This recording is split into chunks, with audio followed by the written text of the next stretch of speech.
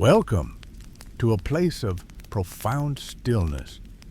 Imagine yourself standing at the edge of an ancient forest as the day begins to fade into a long, quiet evening. The sun has already dipped below the horizon, leaving behind a sky of soft violet and deep indigo. The air here is cool, slightly damp, and carries the heavy, sweet scent of cedar, damp earth, and old moss. Beneath your feet, the ground is incredibly soft, a thick, forgiving carpet of fallen leaves, pine needles, and decaying wood that cushions every step, muffling the sounds of the world outside until all that remains is the gentle hum of the woods at rest. As we prepare to wander through this quiet landscape together, I invite you to gently subscribe and join our community. It is a simple, quiet way to ensure that these restful nights are always here for you, waiting whenever you need to close your eyes and let your mind drift into the wonders of the natural world. We are so glad you've decided to rest with us tonight. Before we begin our descent into the mysteries of the forest, I'd like you to take a very slow, deep breath in. Hold it for just a heartbeat. And now, let it out with a long, soft sigh. Feel the weight of your body settling into your bed, supported and safe. Feel your shoulders loosening and the small muscles around your eyes relaxing as the sounds of the forest begin to settle around you. The distant rhythmic pulse of a cricket, the occasional rustle of a dry leaf in the brush. Allow yourself to become heavy and still. Tonight, our journey isn't upward toward the swaying branches or the emerging stars. Tonight, we are turning our gaze downward toward the cradle of the forest floor. Look closely at the ground beneath the ferns. Beyond the velvet green moss and the silver-gray twigs, there is a threshold, a boundary where the cool evening air meets the dark, rich soil. We are going to move past that surface now.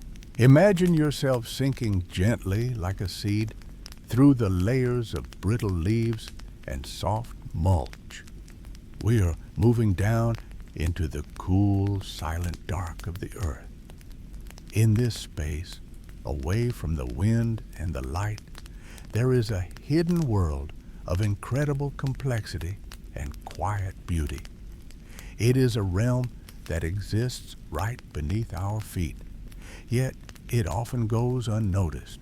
It is a world of intricate connections and ancient networks inhabited by a life form that is neither plant nor animal, but something entirely its own. As we settle into the darkness of the soil, we begin to see the first signs of this hidden kingdom, waiting patiently in the shadows to tell its story. It is a story of how the smallest threads can hold an entire forest together. As we linger here in the cool velvet embrace of the earth, we find ourselves in a space that feels fundamentally different from the world of the sun and the wind. In our everyday lives, we tend to divide the living world into two broad categories: the animals that move and breathe, and the plants that grow tall and green. But here, in the quiet shadows of the soil, we encounter a life form that defies these simple boundaries. For centuries, even scientists thought of these organisms as a type of plant, perhaps just a strange variety that preferred the shade. But we now know that they belong to a lineage all their own, the kingdom fungi. They are as distinct from a dandelion as a dandelion is from a deer. In fact, if we look closely at their genetic makeup, fungi are actually more closely related to us, the animals, than they are to the greenery of the forest. Imagine the trees far above us.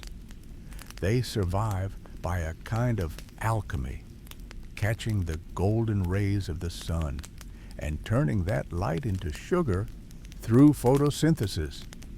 They are the producers, the sun drinkers. But down here where the light cannot reach, the rules are different. Fungi do not have leaves, and they do not have chlorophyll. They don't need the sun to survive. This leads us to a quiet, curious question. In this world of perpetual twilight, where does their energy come from? How does something grow so vibrant and strong in the total absence of light? While plants create their own food and animals must hunt or forage to find theirs, fungi have mastered a third way.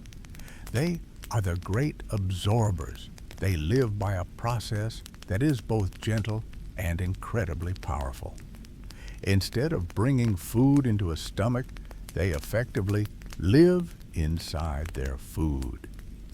They release specialized proteins called enzymes into the soil around them, which slowly and delicately break down complex organic matter into simple nutrients. It is a slow, rhythmic process of dissolution, a quiet melting of the old into the new. Once the matter is broken down, the fungus simply draws it through its cell walls, drinking in the essence of the forest floor. This unique way of life makes them the master recyclers of our planet. Without the tireless, silent work of the fungi, the forest would eventually become overwhelmed by its own history. Every fallen leaf, every toppled branch, and every ancient trunk would remain exactly where it landed, stacking higher and higher until the earth was choked. But the fungi are the cleaners, the restorers. They take the remnants of what was once alive and dismantle it, piece by piece, returning the vital minerals and carbon back to the soil so they can be used again. They are the bridge between the past and the future, ensuring that nothing is ever truly wasted. In the stillness of the underground, they are performing a grand essential service, turning the end of one life into the beginning of many others. As you feel the weight of your body resting, perhaps you can imagine this cycle of renewal happening just beneath you. A slow, patient pulse of life that thrives in the dark, turning the old earth into something rich and full of potential. It is a kingdom built on patience and quiet persistence. And while we often only notice them when a bright cap appears on the surface, the true physical presence of a fungus is something much more vast and intricate than a single mushroom. To understand how they manage to govern the entire forest floor, we have to look past the concept of the kingdom and into the very fabric of their bodies, beginning with the delicate, hidden architecture that spreads through the soil like a silver mist. Imagine you are walking through the woods after a light autumn rain. You might see a single mushroom, perhaps with a bright red cap or a soft tawny brown skin, pushing its way through the pine needles.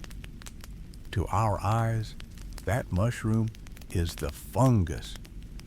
But in the quiet reality of the forest, that little cap is merely a fleeting moment. It is the fruit of the organism, much like an apple is the fruit of a vast, sturdy tree. Just as the apple appears for only a short season to carry the tree's seeds to the world, the mushroom appears only when it is time to spread the potential for new life. The true body of the fungus, the part that lives for years, decades, or even centuries, remains hidden, tucked away in the cool, dark safety of the earth. If we could peel back the top layer of soil, like lifting a heavy velvet blanket, we would discover a world that looks like a fallen star or a delicate web of frost. This is the mycelium. It is a vast, intricate tapestry made of millions of tiny, pale threads called hyphae. These threads are so fine that they are often thinner than a human hair, yet they are the very foundation of the forest's health. Imagine a single thread, white and translucent, winding its way through the dark spaces between grains of sand and the ancient roots of trees. It looks like lace, or perhaps the finest silk, stretching out in every direction through the damp, quiet earth. These hyphae are not just static structures, they are alive and searching. They grow at their tips, branching and weaving, crossing over one another to create a dense cushioned mat. In a single teaspoon of healthy forest soil, there can be several miles of these microscopic threads. It is a thought that invites a sense of wonder, that beneath every step you take in a quiet grove, there is a silver city of connections, humming with the slow, steady energy of growth. Most of a fungus's life is spent entirely out of sight, far from the wind and the sun. While the mushroom above might last only a few days before dissolving back into the earth, the mycelium below is persistent. It is a permanent resident of the soil, a silent witness to the changing seasons. It flows through the earth like a slow-motion river of white mist, always expanding, always sensing the world around it. As you lie there, drifting closer to sleep, you might visualize this lace-like network spreading out in your mind's eye. It is soft, quiet, and incredibly vast. It doesn't need to hurry. It has all the time in the world to grow. And as these individual threads meet and fuse together, they stop being solitary explorers and become something much greater. They form a unified network that can span incredible distances, far beyond what we might imagine for such a delicate, hidden thing. We are moving now from the scale of a single thread to the scale of an entire landscape, where this silver web begins to reveal its true, staggering proportions. This silver web, so delicate and fine when viewed up close, possesses a secret strength in its numbers. When we think of the largest living things on our planet, our minds often drift toward the great blue whale gliding through the deep sapphire ocean, or perhaps the towering redwoods reaching for the golden Californian sun. But if we look down, deep into the cool, dark earth of the Blue Mountains in Oregon, we find the true record holder. It is a single organism, a species of honey fungus known as Armillaria ostoye, though it is often called, quite simply, the humongous fungus. It does not announce itself with a massive trunk or a great splash in the water. Instead, it exists as a quiet, sprawling presence beneath the forest floor. This single fungal network covers nearly 4 square miles, an area equivalent to thousands of football fields, and interconnected, all part of one living, breathing entity. It is a subterranean empire of mycelium, weaving through the roots and the mineral-rich soil in a continuous, unbroken web. To walk across its territory would take hours of steady hiking, yet beneath every step, the same individual organism is pulsing with life. To reach such a staggering size, this fungus has had to practice a level of patience that is difficult for us to truly grasp. It does not grow with the frantic, hurried energy of a summer flower. It moves with the slow, deliberate pace of the earth itself. Its reach inch by inch, century by century. Scientists estimate that this particular network has been growing for at least 2,400 years, and some believe it could be as old as 8,000 years. It was already ancient when the first great cities were being built. It was spreading its silent threads through the soil, while empires rose and fell far above its head. It has survived droughts, fires, and the changing of the climate, protected by the very earth it inhabits. Imagine the stillness of those thousands of years, while the world above changed, while storms blew through the canopy and centuries of snow settled on the needles. The mycelium remained in the constant, dark, and protected embrace of the soil. It is a living bridge across time, a testament to the power of slow, steady persistence. This sense of scale, both in space and in time, transforms the forest floor from a simple layer of leaves into a profound living landscape that breathes with a different rhythm than our own. As you rest, you might feel the weight of that history, the comforting thought of something so large and so old existing in such perfect quiet harmony with the world around it. This vast network isn't just taking up space. It is active and aware in its own biological way. It is sensing the moisture in the soil, the minerals in the rocks, and the presence of every living thing it encounters. It is a hidden foundation, a silent partner to the giants that stand above it. For as this humongous network spreads, it does not travel alone or in isolation. It seeks out the roots of the trees, reaching through the darkness to find them, beginning a deep and essential conversation that has been happening for hundreds of millions of years. This connection is where the secret life of the forest truly begins to unfold. This connection is not a rare occurrence, nor is it a chance meeting between two strangers in the dark. It is, in fact, the very foundation of life on land as we know it.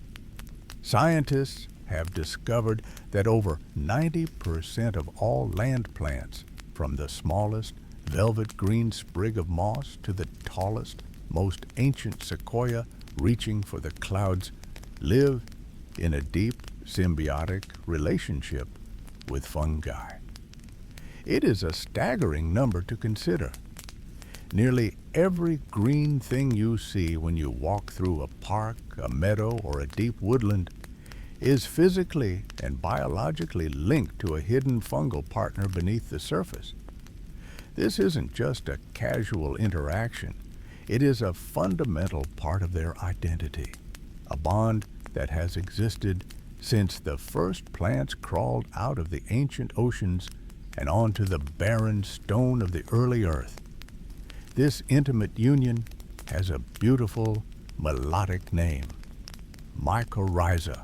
The word itself is a blend of ancient sounds coming from the Greek mykes, meaning fungus, and rhiza, meaning root. Together, they form what we call a fungus root, a biological fusion where the boundaries between two different kingdoms of life begin to blur and soften. As the mycelium travels through the cool soil, it doesn't just pass by the roots of a tree, it seeks them out with a quiet, persistent purpose. It gently wraps its delicate, lace-like threads around the root tips, or in many cases, it actually enters the root cells themselves, weaving its way into the tree's very structure. It is a marriage of the earth and the sky, of the hidden and the seen. Take a slow, deep breath in now, and as you exhale, let your shoulders drop away from your ears. Feel the weight of your body settling into the mattress, just as the roots of the trees settle into the dark, comforting embrace of the earth. Imagine those millions of points of contact happening right now in the absolute silence of the woods. It is a soft, living embrace that happens far below the rustling of the leaves. There is no friction here, no competition, only a quiet, mutual agreement to help one another thrive. You are supported by your bed, just as the trees are supported by the earth, and the earth is supported by this intricate web. In this space, trees and fungi are literal partners in survival. They are companions in the truest sense of the word. Without the fungi, many of these trees would struggle to find enough nutrients to grow. They might be smaller, more fragile, or more easily overcome by a long, dry summer. And without the trees, the fungi would lack the vital energy they need to build their sprawling, subterranean empires. They have evolved together over hundreds of millions of years, learning how to speak a shared chemical language, how to anticipate each other's needs, and how to share the burden of existence. As you drift deeper into relaxation, visualize this hidden architecture. Beneath the floor of the forest, the trees are not standing alone. They are held in a vast, supportive cradle of mycelium. It is a safety net that spans the globe, a silent collaboration that ensures the forest remains vibrant and resilient through every season. This partnership is built on a very specific and fascinating exchange, a biological trade that has been perfected over eons. It is a sophisticated, balanced economy of the earth, where every participant gives what they have in excess to receive what they lack.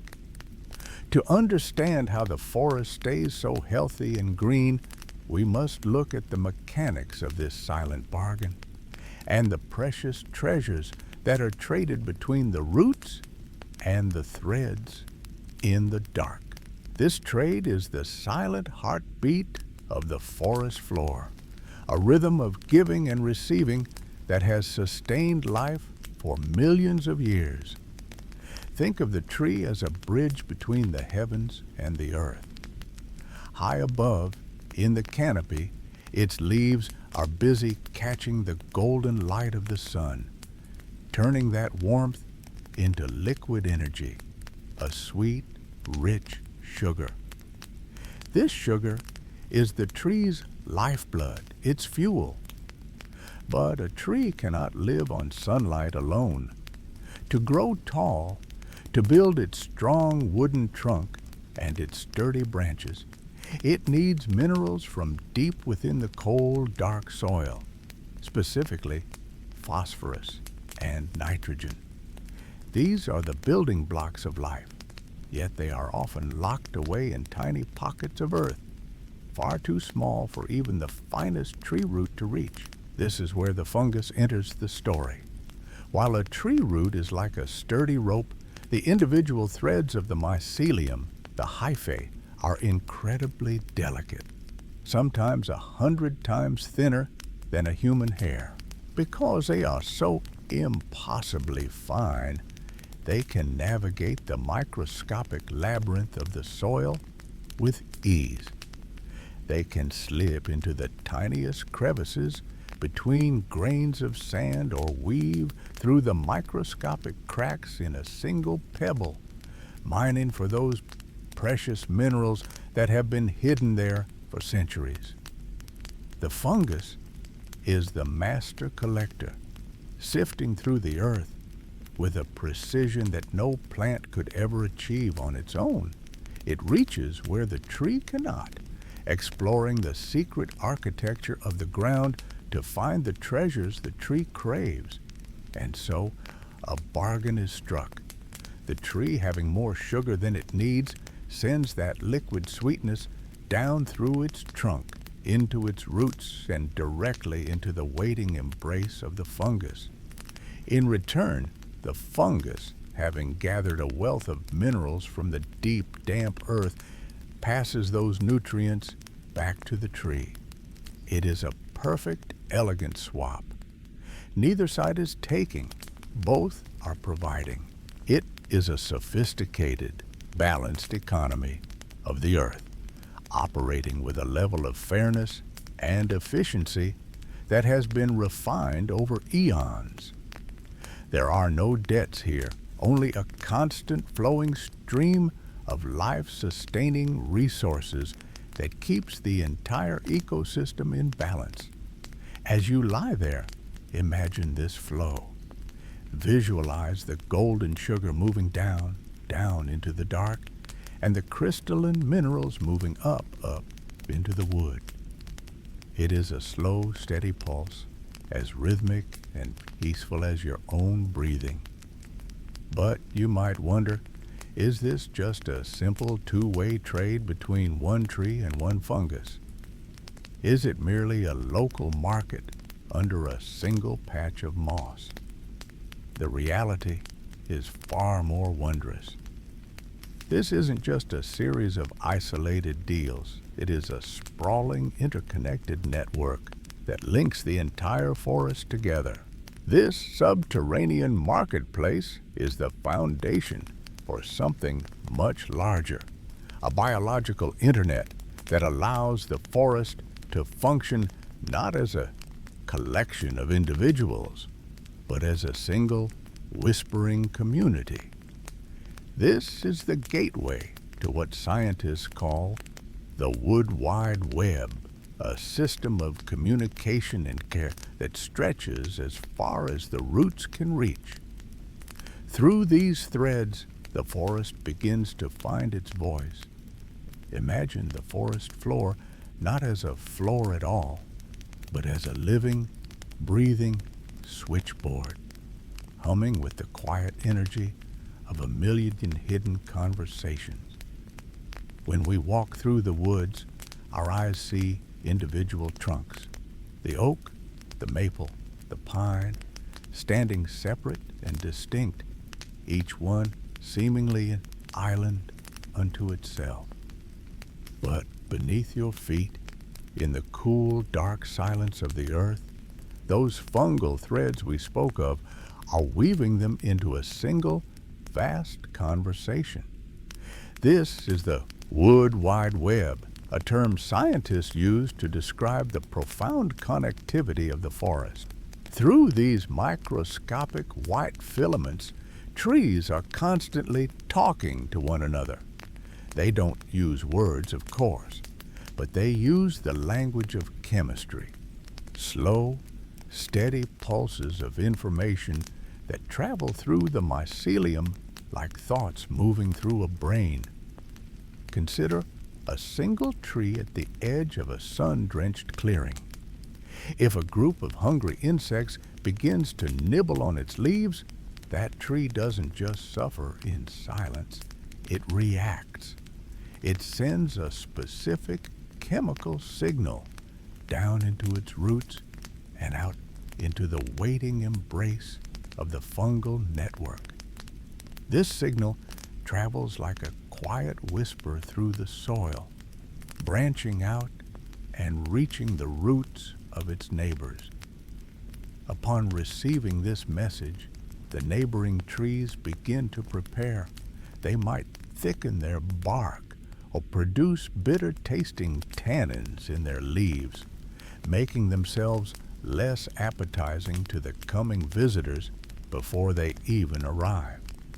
Because of the fungus, a tree that hasn't even seen a beetle yet is already fortified and ready. The network acts as a communal shield, a system of mutual defense that allows the forest to look out for itself as one. This raises a beautiful question. Why would a tree or a fungus spend its precious energy to help a neighbor? In the old way of thinking, We often viewed nature as a fierce competition where only the strongest survived. But the more we peer into the soil, the more we see a different story. We see a story of radical cooperation. A tree in a sunny patch of the forest might send excess nutrients to a tree struggling in the deep, cold shade. A healthy tree might support a sick one, keeping it alive through the winter. Through these threads, the forest ceases to be a collection of individual plants and becomes a single, massive, cooperative organism. It is a community that prioritizes the health of the whole, understanding that the survival of the forest is the survival of every tree within it. As you breathe in the cool, imagined air of this woodland, feel the peace that comes from such a profound connection. Nothing is truly alone here. Everything is held, supported, and informed by the network.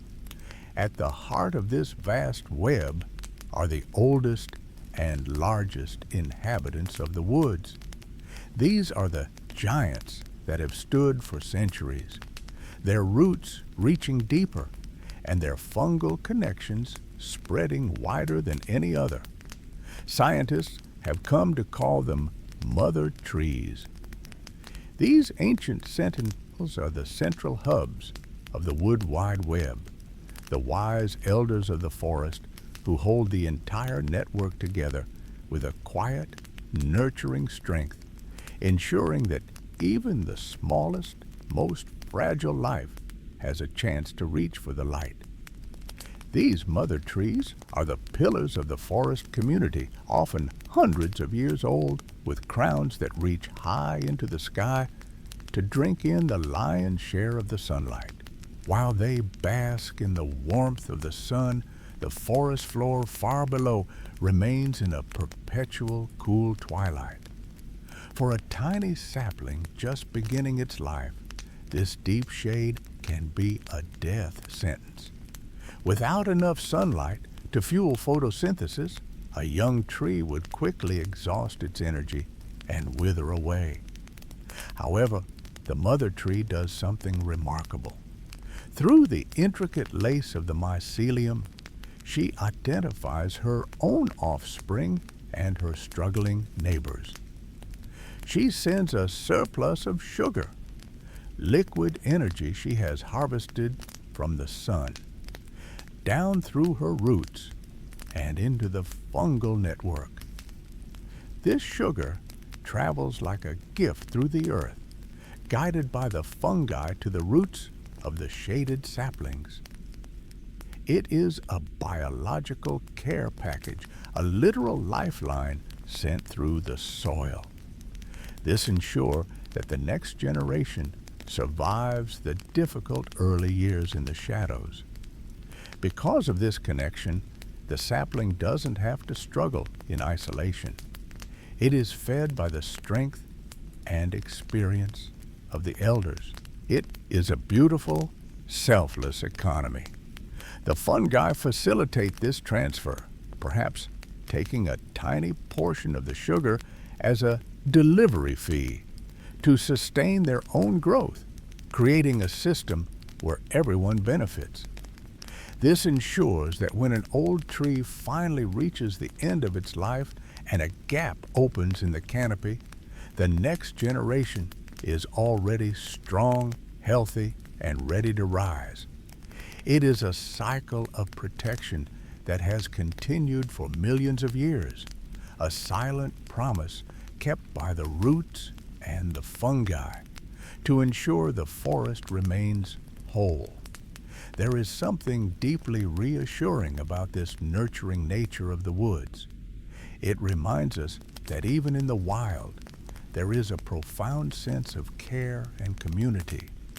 The forest is not a place of chaotic competition, but a masterpiece of cooperation. As you think about this quiet act of kindness happening beneath the moss and the fallen leaves, let your own body feel that same sense of being supported. You are held by the steady rhythms of the earth.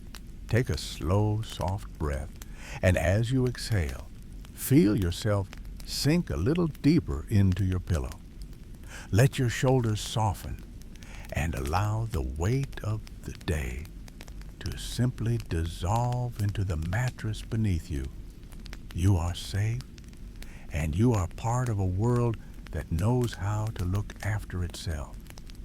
We have spent much of our journey so far in the dark, cool world beneath the soil, following the silver threads of the mycelium as they weave their way through the earth. But the fungus does not stay hidden forever. There comes a moment when the hidden web must make its grand debut on the surface. When the conditions are just right, perhaps after a gentle autumn rain has soaked the soil, or when the air reaches a certain perfect dampness, the underground network prepares for a transformation. It is time for the hidden world to reach out and touch the air above. It is time for the fruiting body, the part of the fungus we recognize and admire, to make its sudden quiet appearance among the roots and the moss. This is the moment the mushroom is born.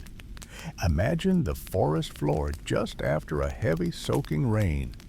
The air is heavy with moisture, and the scent of damp bark and pine needles is thick and sweet. Deep within the soil, the mycelium feels the change. It has been gathering nutrients for weeks or even months, waiting for this exact level of humidity and temperature. You see, the mushroom, that beautiful, familiar shape we find on our walks, is not the permanent body of the fungus. It only appears when the fungus is ready to reproduce. It is a fleeting event, a momentary push to ensure the future of the species. It is the grand finale of a long hidden process. You may have noticed how mushrooms seem to appear out of nowhere, almost as if by magic. You might walk a path one afternoon and see only brown leaves and moss, but by the next morning, a dozen small umbrellas have sprouted from the earth. This sudden pop is one of nature's most impressive feats of timing. It feels as though they have been conjured from the air itself. But why do they grow so quickly? While a tree takes years to reach its height, a mushroom can reach its full size in just a few hours, sometimes doubling in size in a single night. The secret lies in a beautiful bit of biological engineering. Most plants grow through cell division, which is a slow and steady process of building new structures one piece at a time. But a mushroom is different. It has already built many of the cells it needs while it was still tucked safely underground. They are just tiny, shrunken, and compressed, like a folded-up tent waiting to be pitched. When the rain comes, the fungus uses hydraulic pressure. It absorbs the water from the soil and pumps it into these preformed cells with incredible force. As the cells fill, they expand like thousands of tiny, microscopic water balloons. This pressure, known as turgor pressure, is so immense that it can push a delicate-looking mushroom through hard-packed soil, heavy leaf litter, and sometimes even through the cracks in asphalt or concrete. It is a quiet, powerful surge of life. Imagine that slow, steady expansion happening in the silence of the woods, a soft but unstoppable force rising from the dark. The mushroom isn't fighting the earth. It is simply filling with the water the earth has provided, inflating itself into the world above. As it rises, the very top of the structure begins to take on its familiar form. This is the cap, the most visible part of the fruiting body. When it first emerges, it is often tucked tight, like a closed fist or a small, smooth pebble. It is often covered in a delicate, protective layer that keeps the inner workings safe from the elements as it makes its journey upward. As the hydraulic pressure continues to work, the cap begins to unfurl and expand. It is a slow motion blooming, a graceful opening that happens while the rest of the world is sleeping. The cap is the shield of the fungus, a roof designed by millions of years of evolution to protect what lies beneath. It feels cool to the touch, perhaps a bit waxy, velvety, or slightly damp from the morning mist. As we look closer at this emerging structure, we begin to see that the shape and texture of the cap are not just for beauty. They are the beginning of a very specific and vital design, a masterpiece of natural architecture. The cap of the mushroom is far more than just a decorative hat. It is a protective canopy, a living roof designed to shield the most important part of the fungus from the unpredictable elements of the forest. Think of it as a small, sturdy sanctuary.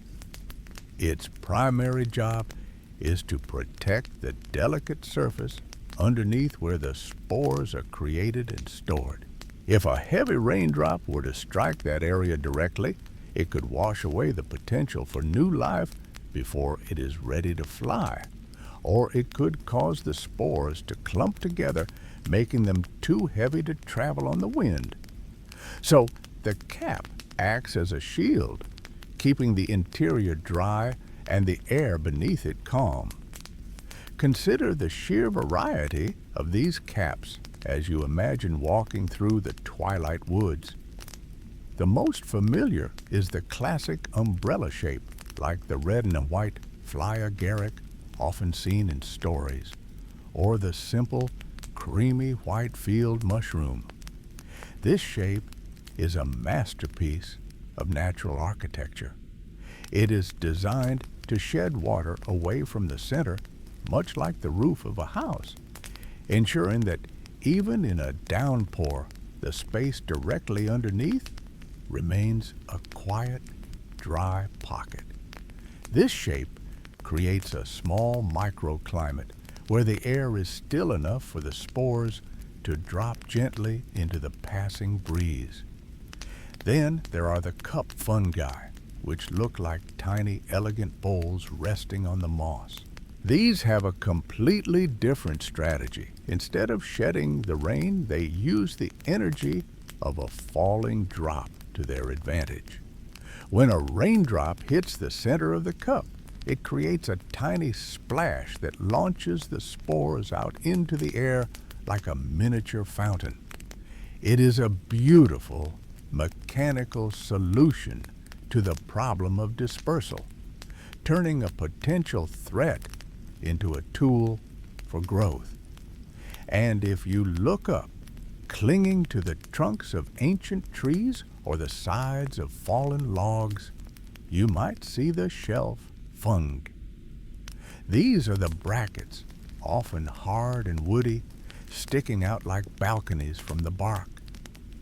They are built to last, sometimes remaining for years, slowly releasing their spurs into the higher winds that swirl through the upper levels of the forest. They are the sturdy elders of the fungal world, unmoving and resilient. Each shape you see, whether it is a tiny, delicate bell, a flat disc, or a ruffled, leathery shelf, is an evolutionarily perfected design. Nature has spent millions of years sculpting these forms to solve one single problem: how to get a microscopic spore from the fungus into the wide, wide world. Every curve, every slope, and every texture has a specific purpose. Take a slow, deep breath and imagine these shapes scattered across the forest floor like a silent, sculptural gallery. Some are smooth and glossy, reflecting the dim light of the evening. Others are matte and earthy, blending perfectly with the fallen leaves. There is a quiet order here, a design that works perfectly and rhythmically. Now, Let us move our focus even closer. Imagine leaning down near the damp, fragrant earth and looking up beneath the overhanging edge of one of those umbrella-like caps. Tucked away from the wind, we find a world of intricate, hidden geometry. Stretching from the central stem out to the very edge of the cap are hundreds of thin, paper-like blades arranged in a perfect, radiating circle. These are the gills, and they are one of the most efficient structures in the entire natural world. As you gaze up at these radiating lines, try to picture the sheer mathematical beauty of their arrangement. These gills are not merely for decoration. They are a masterpiece of spatial efficiency. By folding its spore-producing surface into these thin, delicate blades, the fungus increases its available area by thousands of times. If you were to somehow unfold all the gills of a single, modest mushroom and lay them out flat, they would cover a space far larger than the cap itself. It is a clever way to pack an immense amount of life-giving potential into a very small, protected space. Imagine the precision required for this design to work. Each gill is spaced just far enough from its neighbor to allow a tiny gap of still air. Within these narrow corridors, the spores are born. But for the spores to actually leave the mushroom and begin their journey, they must fall. They rely on the simple, constant pull of gravity to drop away from the gill and into the air below. Because of this, the gills must be perfectly, incredibly vertical. If they were tilted even slightly, the spores would simply land on the gill next to them, stuck forever in the dark. And the mushroom's work would be for naught. But nature has a quiet, internal wisdom to handle the unpredictability of the forest floor. You may have noticed a mushroom growing out of the side of a fallen log or a steep embankment. Yet its cap always seems to level itself out, and its gills always point straight down toward the center of the earth. This is not a coincidence. Fungi possess a sense called gravitropism. They can actually feel the pull of the planet's gravity. If a mushroom is knocked over by a passing animal, or if the branch it is growing on shifts during a storm, the fungus doesn't simply give up. It begins a slow, graceful readjustment. Cells on one side of the stem grow faster than the other, gently curving the mushroom back toward the sky until the gills are once again perfectly aligned with gravity. It is a silent, patient correction, a demonstration of how even the smallest organisms are deeply tuned to the fundamental forces of the universe. In the stillness of the night, while everything else sleeps, the mushroom is constantly refining its posture, ensuring that its path remains clear. As the mushroom stands there, perfectly upright and steady, the work on the surface of those gills reaches its peak. Perched along the edges of the blades, like tiny travelers waiting on a platform, are the spores. They are so small that they are invisible to the naked eye, yet they hold within them everything needed to start the cycle of life all over again. They are the essence of the fungus, ready to be released into the cool, damp air of the woods. Just as you are settling deeper into your covers, the mushroom is preparing for its own quiet moment of release, sending its legacy out into the world on the softest of whispers. These spores are the bridge between the mushroom we see and the vast hidden network we have been exploring. Moving from the solid structure of the gills, we begin to look at the microscopic wonders they carry as the mushroom waits in the cool night air.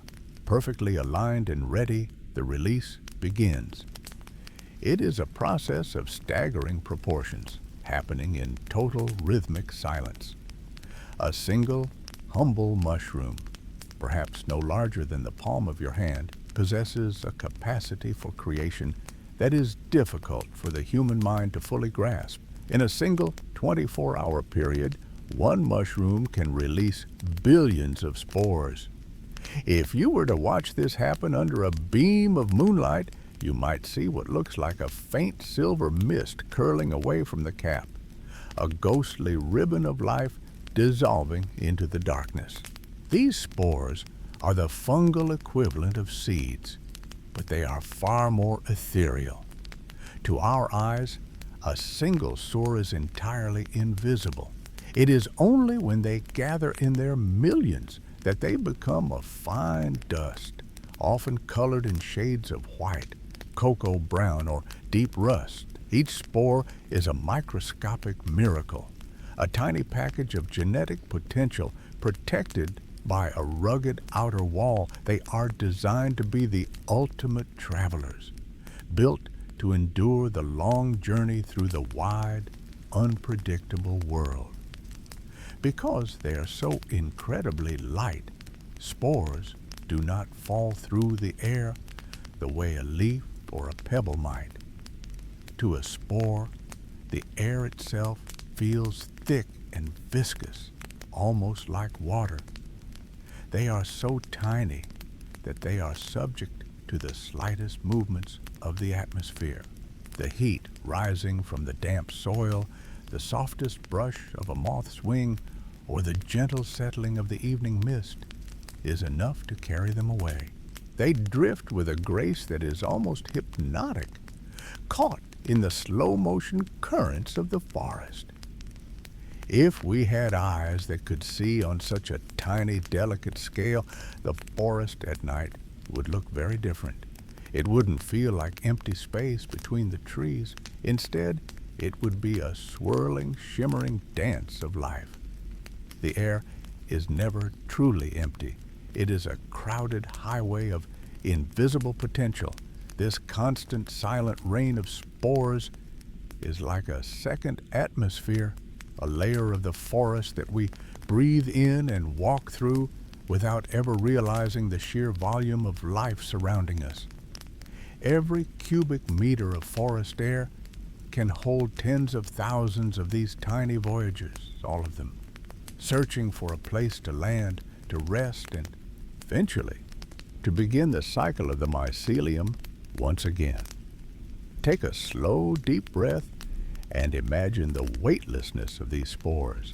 Imagine being so light that you could simply lean into the air and be supported by it, drifting wherever the gentle currents of the night decide to take you. There is no effort in their travel, only a peaceful surrender to the flow of the world. As you sink deeper into your bed, feel that same sense of weightlessness, letting the day's thoughts drift away like those billions of microscopic seeds. The air of the woods is filled with this quiet promise of the future. Most of these spores will travel for miles, some even crossing oceans or soaring high into the upper atmosphere before they finally find a patch of earth that is just right for them. But the journey from the gill of the mushroom into that vast open air is not always left to chance. While many fungi wait for a passing breeze to pick up their cargo, others have developed much more active and truly surprising ways to launch their spores into the world. The transition from the safety of the mushroom cap to the freedom of the wind often requires a feat of incredible, silent engineering. While the wind carries many spores away on a long, drifting journey, some fungi have mastered the art of the active launch.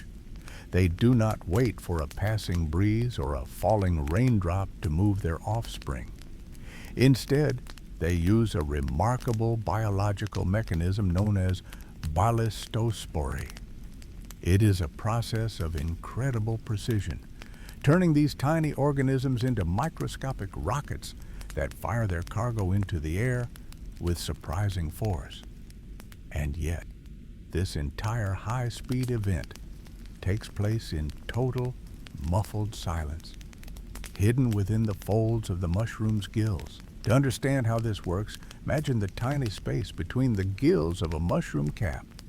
Here, the air is very still, protected from the gusts of the outside world.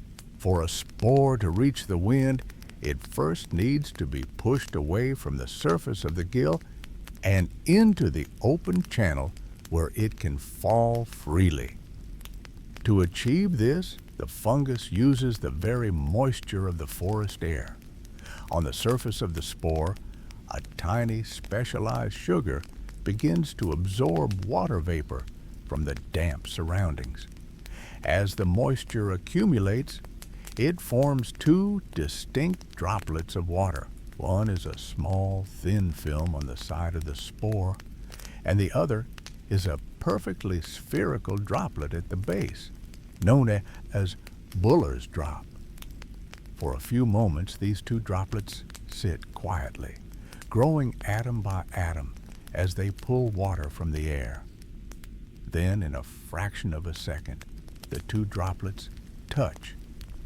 Because of the power of surface tension, the same force that allows a water strider to walk on a pond, the two drops instantly merge into one. This sudden movement of water causes a rapid shift in the spore's center of mass. The energy released by this merging is so great that it creates a powerful kick, snapping the spore off its tiny pedestal and hurling it away from the gill at a staggering speed. Relative to its size, the spore is accelerating at thousands of times the force of gravity. It is one of the fastest movements in the entire biological world, a high-tech feat of liquid engineering occurring on a scale so small we can barely conceive of it.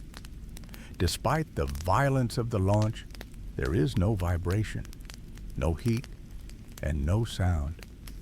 It is a silent departure, a tiny explosion of life that happens millions of times every minute across the forest floor. Once the spore has been shot into the center of the gap between the gills, it is free. It begins to fall, drifting down until it clears the bottom of the mushroom cap and is finally caught by the wandering currents of the night air. This sophisticated mechanism ensures that the fungus can spread its life even when the air is perfectly still. It is a testament to the quiet intelligence of the natural world, showing us that even the most stationary-looking mushroom is a hub of intense, calculated activity.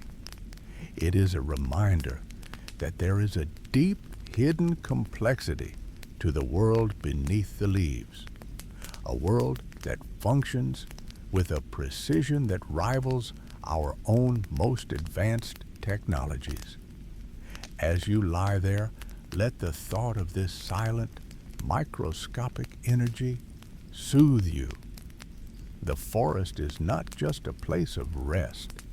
It is a place of gentle, effortless efficiency. Everything is working exactly as it should, following laws that have been perfected over millions of years. This sense of order and purpose is a comforting blanket, allowing you to let go of the need to control or understand everything in your own world. While the mechanics of the fungus are a marvel of engineering, the mushrooms themselves offer a different kind of wonder, one that speaks directly to our senses. We often think of the forest floor as a place of dark greens and earthy browns, but if we look closer, we see that the fungi are the true artists of the undergrowth. They do not just provide the infrastructure of the woods, they provide its color and its light. The same mushroom that launches its spores with such mechanical grace often dresses itself in a way that rivals the most vibrant flowers of the spring. The hidden world of the mycelium may stay in the shadows, but when it chooses to show itself, it does so with a beauty that is as breathtaking as it is fleeting. It is a common misconception that the world of fungi is one of drab grays and muddy browns. While many mushrooms camouflage themselves against the fallen leaves, the kingdom of fungi actually contains every color of the rainbow, often in shades so vivid they look as though they were painted by hand. These colors are not merely for show. They are part of the intricate language of the forest, a visual symphony that plays out in the quiet shadows. Think of the most iconic mushroom of all, the fly agaric. You have likely seen it in storybooks, with its brilliant cherry red cap adorned with white warty spots. In the wild, seeing one is like finding a small, warm lamp lit among the roots of a birch tree. The red is deep and saturated, a striking contrast against the emerald moss and the silver bark of the trees. It is a bold statement in a world of muted tones. Then there is the indigo milk cap. This mushroom is a rare treasure, possessing a color that is seldom seen in the natural world, a deep, velvety sapphire blue. When the mushroom is young, the blue is almost neon, shimmering with an ethereal quality. If you were to gently bruise its gills, it would exude a milky sap that is also a stunning shade of indigo.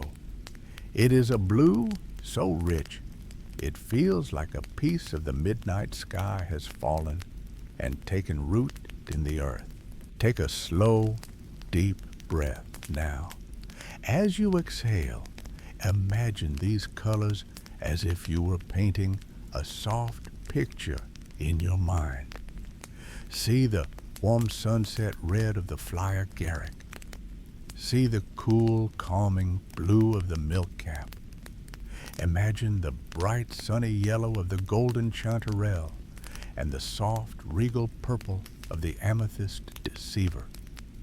These colors are not loud or jarring. They are soft and matte, blending into the tapestry of the forest floor. The forest floor is, in many ways, a hidden gallery of art.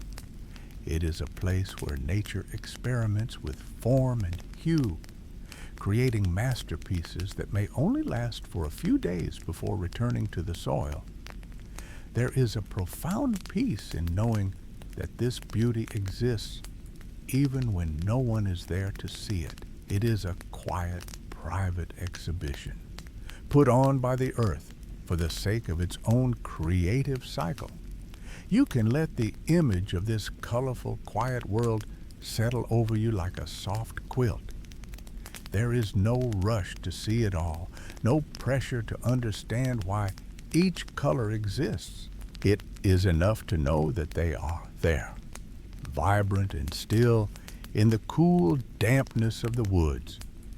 As your mind drifts through this gallery of reds, blues, and golds, you might find your eyes growing heavy. The colors of the day are beautiful, but the forest has even more secrets to share as the light fades completely. For in the deepest part of the night, when the sun has long since vanished behind the horizon, some fungi reveal a different kind of beauty, one that doesn't rely on the sun at all. Beyond the reflected colors of the rainbow, there is a soft internal light that begins to stir in the darkness.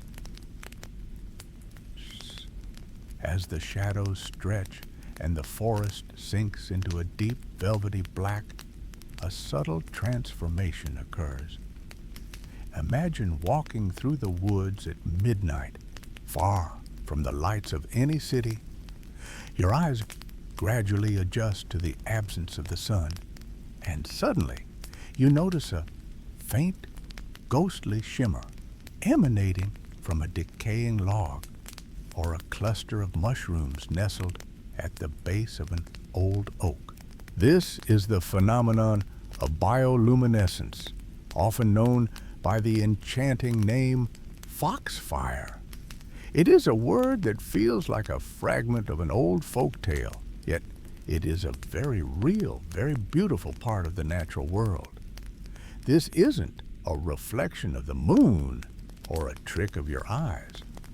It is a cold, living light produced from within the fungus itself. Inside the cells of these mushrooms, a quiet, rhythmic chemical reaction is taking place. It involves a specialized molecule called luciferin and an enzyme called luciferase. When these two meet in the presence of oxygen, they release energy, but not as heat. Instead, they release it as a soft, steady glow. It is the same chemistry that allows fireflies to dance in the summer air or certain jellyfish to pulse in the deep ocean. But here, on the damp forest floor, the light is constant, tranquil, and unmoving. The color is most often a pale ethereal green, the color of a young leaf caught in a beam of moonlight. It is a gentle light that doesn't cast harsh shadows, but rather seems to soak into the wood and the moss around it, making the very ground appear to breathe with a soft neon pulse. In some parts of the world, this light is surprisingly bright. Travelers in centuries past were said to have used glowing pieces of touchwood, wood infused with fungal mycelium, to mark their paths through the dark forest, or even to decorate their hats so they could see one another in the gloom. Imagine those small green beacons guiding your way through the stillness, steady and silent. You might wonder why a fungus would spend its precious energy to create light in the middle of the night. In the natural world, such beauty usually serves a vital purpose. Many of these glowing mushrooms are located in the deep, sheltered parts of the forest where there is very little wind to carry their spores away. By glowing, they act like a lighthouse for the tiny creatures of the night. Beetles, gnats, and other insects are instinctively drawn to the soft green light. They crawl over the mushroom's cap, exploring the source of the glow, and in doing so, they inadvertently coat their legs and wings in microscopic spores.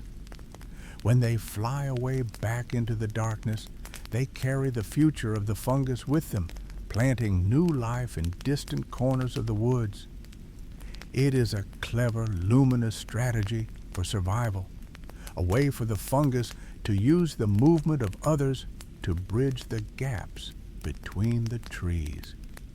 There is something deeply magical about the idea of a forest that glows while the rest of the world sleeps. It is a reminder that even in the darkest moments, there is a quiet, hidden energy at work, creating beauty and ensuring the continuation of life. As you rest, let the image of the forest floor settle in your mind, dotted with these tiny emerald lamps, glowing softly under the canopy of stars. It is a peaceful, silent world, where life finds a way to shine, even in the deep shadows. This light often emanates from the very things we might think of as finished or spent. Foxfire is frequently found on fallen logs, old stumps, and piles of leaf litter. While the glow is beautiful to behold, it is also a sign of a much more profound work happening beneath the surface. These fungi aren't just lighting up the night. They are performing one of the most essential tasks on our planet. They are the great transformers, the only organisms capable of unlocking the hardest, most stubborn parts of the forest. As the green glow fades softly in your mind's eye, we move closer to the wood itself to see how these quiet organisms begin the long, necessary process of returning the fallen giants of the forest back to the earth. Consider for a moment the sheer strength of a tree. It stands tall against the wind, supporting tons of weight. Its trunk is hard as stone. This strength comes from a remarkable substance called lignin. Lignin is the organic glue of the natural world, a complex and incredibly tough polymer that binds the fibers of wood together, giving trees their rigid structure and protecting them from decay. It is one of the most durable materials ever created by nature, a biological armor that most living things simply cannot penetrate. In the vast, quiet history of our planet, there was once a time when nothing knew how to break lignin down. During the Carboniferous period, hundreds of millions of years ago, trees would grow, die, and fall, but they would not rot. They simply piled up layer upon layer for millions of years, creating massive heaps of dry, woody debris that never vanished. It was only when fungi evolved the specific secret chemical keys to unlock lignin that the world began to change. Today, fungi remain the only organisms on Earth capable of efficiently breaking down this stubborn material. They are the master chemists of the forest floor, possessing specialized enzymes that can dismantle the complex molecular chains of wood, turning a solid trunk back into soft, workable elements. Without this quiet work, the forest would eventually choke on its own success. Imagine a woodland where every branch that ever fell and every trunk that ever toppled remained exactly where it landed, forever. The ground would be buried under miles of dead timber, leaving no room for new seeds to sprout and no way for nutrients to return to the soil. The fungi prevent this stagnation. They are the great cleaners, the silent engineers who ensure that the forest floor remains a place of birth and growth, rather than a graveyard of ancient wood. They clear the path for the next generation, making sure the cycle of life never grinds to a halt. As you lie there, drifting closer to sleep, try to visualize this slow, methodical process. It is not a violent act, but a very patient one. When a great tree falls, the fungi do not rush. They begin to weave their mycelium into the cracks of the bark, moving deep into the heartwood. They work in the damp shadows, using their chemical magic to soften the wood, day by day, year by year. This reclamation is a beautiful necessity, a way of ensuring that nothing in nature is ever truly wasted. The energy that the tree spent decades gathering from the sun is carefully harvested and redistributed, flowing from the dead wood into the living fungal network and eventually back into the very soil that will nourish a new sapling. This transformation doesn't happen in just one way. Depending on which species of fungus takes up residence in a fallen log, the wood will begin to change in very specific different ways. The fungi have different tastes for the components of the wood, leading to two distinct and fascinating types of decay that paint the forest floor in different textures and colors. As we look closer at the softening wood beneath the moss, we can see the signatures of these two different paths: the pale, fibrous remains of one, and the dark crumbling blocks of another. These are the worlds of white rot and brown rot, each playing its own unique role in the slow, rhythmic heartbeat of the forest's decomposition. The first of these master decomposers is known as white rot. These fungi are the rare specialists that have mastered the art of digesting lignin, that tough, dark glue that gives trees their incredible rigidity and strength. As the white rot fungus works its way through a fallen log, it meticulously strips away the lignin, but it often leaves the cellulose, the long white sugary fibers of the wood, largely untouched. If you were to walk through the silent, misty woods and find a piece of wood that feels surprisingly soft, almost like damp paper or tufts of cotton, and looks bleached as if by the sun, you are touching the work of white rot. It transforms the hardest oak or maple into something pliable and pale, returning the wood to a state of delicate, ghostly softness.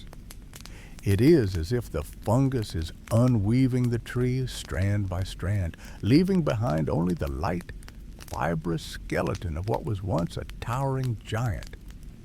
Then there is the equally vital work of the brown rot fungi. These organisms take a different approach to their quiet feast. Instead of focusing on the lignin, they prefer to consume the cellulose, the structural carbohydrate that provides the wood's flexibility. They leave the dark, carbon-rich lignin behind. As they eat away the internal scaffolding of the wood, the log begins to shrink and crack in a very specific way. It doesn't become soft and stringy like the wood touched by white rot. Instead, it breaks apart into distinct brownish cubes. This is often called cuboidal shaking. If you have ever seen an old stump that looks like it has been naturally carved into thousands of tiny dark bricks that crumble into a fine powder at the slightest touch of your finger, you are witnessing the unique signature of brown rot. It is a darker, more brittle transformation, turning the wood into a rich, chocolate-colored material that feels cool and earthy to the touch. Together, these two types of decay create a complex and beautiful mosaic of textures across the forest floor. In one patch, you might find the spongy white remnants of a fallen branch, and just a few inches away, the dark geometric crumbles of an ancient stump. This variety isn't just a visual curiosity. It provides a diverse range of habitats for the smallest inhabitants of the woods. Beetles, centipedes, and delicate mosses all find their preferred homes within these different textures, tucked away in the soft fibers of the white rot or the tiny protective crevices of the brown cubes. It is a slow-motion dismantling of the giants that once stood tall, a softening of the entire landscape that prepares the way for everything that follows. As you breathe in the cool, still air of your room, imagine your hands resting on these different textures, the softness of the white fibers and the dry, earthy crumble of the brown blocks. As these processes continue, the wood eventually loses its identity as a tree entirely. The white fibers and the brown cubes break down further and further, losing their distinct shapes and merging with the fallen leaves and the damp needles. This is the moment where the line between wood and earth begins to blur. The fungi are taking the energy of the sun and the gases of the atmosphere the very elements the tree gathered over a century and pressing them back down into the ground. They are turning the solid into the fluid, the structure into the foundation. This gradual, patient breakdown is the birth of the soil itself, the dark, nutrient-rich blanket that covers the world and holds the quiet promise of everything that has yet to grow. As the last of the wood's fibers are dismantled by the patient work of the mycelium, a wonderful transformation is finally completed. What was once a towering, rigid trunk, a structure of immense weight and history, is now a handful of soft, dark, loamy soil. This is the ultimate gift of the fungus to the forest floor, the creation of life-giving earth from the remnants of the past. As the mycelium finishes its work, the distinction between the organic matter of the tree and the inorganic minerals of the ground completely disappears. The result is a rich, dark loam, a perfect mixture of clay, sand, and the nutrient-dense remains of life. This soil is soft and cool, yielding easily to the touch, and it holds within it the concentrated energy of decades of sunlight. It is the most fertile foundation imaginable, a dark treasure hidden beneath the carpet of fallen leaves. Within this freshly created earth, there is a signature, a scent that we recognize deep in our biology. You know it well. It is that unmistakable earthy fragrance that rises from the ground after the first few drops of a summer rain. This scent is caused by a chemical compound called geosmin, which is produced by certain bacteria and fungi as they work within the soil. It is a word that literally translates to earth smell, and humans are remarkably attuned to it. We are more sensitive to the smell of geosmin than a shark is to a drop of blood in the ocean. To our ancestors, this scent was a signal of life, of water, and of fertile land where things would grow. To us, as we settle into the stillness of the night, it is a scent that feels like home, a reminder of our ancient connection to the ground beneath us. I want you to take a slow, deep breath now, drawing the air in through your nose. As you do, imagine that you are standing in a quiet clearing just after a gentle rain has passed. The air is cool and heavy with the scent of the damp earth. Visualize the dark, moist soil at your feet, the way it looks under the filtered light of the canopy. Feel that scent, the geosmin filling your senses, grounding you and connecting you to the very floor of the world. With every exhale, let go of the day's worries, sinking deeper into your pillow, just as the forest floor sinks into the quiet, rhythmic work of renewal. In this moment, the cycle of life is perfectly, beautifully closed. The fungi have taken what was once a living giant, dismantled it with patience and precision, and returned every molecule of it to the earth. Nothing has been wasted. The carbon, the nitrogen, and the minerals that the tree gathered over a century are now available for the next generation. A tiny sapling, perhaps a descendant of the very tree that fell, will stretch its roots into this new soil and begin the journey all over again. It is a peaceful, eternal loop, a reminder that in nature there are no true endings, only transitions from one form of beauty to another. This incredible capacity to transform and sustain life is a testament to the fungi's role as the guardians of the planet's health. But their work is not limited to these lush, damp environments. While we often think of mushrooms as delicate things that only appear in the soft shade of a forest, the reality is that the fungal kingdom possesses a quiet, iron-willed resilience. They are masters of survival, capable of enduring conditions that would be impossible for almost any other living thing. Whether in the biting cold of the polar regions or the searing dry heat of the desert, the network remains.